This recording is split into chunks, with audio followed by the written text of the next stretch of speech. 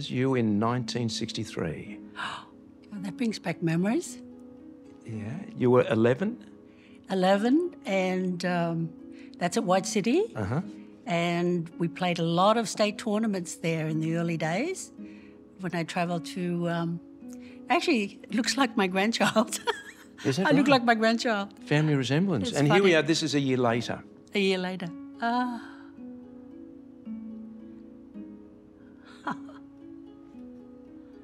It's a brilliant serve. What are your Wow. memories of that time? Oh, I remember being so excited of, going to Sydney in the first place. Although it was pretty painful at first because you had to leave my family. Yeah, And I cried nearly every other night because I was so homesick. yeah. But I had the dream in the back of my mind that came about by reading a Princess magazine story when I was 8. And the story was about a young girl who was found, trained and taken to this place called Wimbledon where she played on this magical centre court and she won. I didn't know it existed. Somebody came up to me and said, that place is for real. For real. That's in London, England. And I thought, oh, wow. So I actually started playing tennis by hitting balls against walls. Mm-hmm.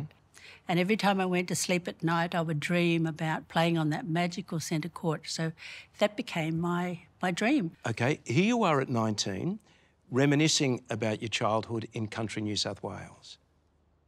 I started playing tennis in a small town called Borellan, which is in the Riverina. And my older sister and brother used to play on the back court. You could call it a back court because we lived right next to the tennis courts. I spent most of my time on a practice wall more than anything else, and I hardly ever went on a tennis court. But I think a practice wall is better practice than anything else. Why did you play on the wall, though? Because you wanted to or because you had to? No, mainly because I wanted to. I enjoyed it and get more tennis out of just hitting on a wall. I mean, you can't beat a practice wall. Good point. It's very true. No one's ever aced a wall. Now, you brought something along there, Yvonne. What have you got there? Oh, yes. I got I was hoping you wouldn't see it till now. Anyway, this is how I started.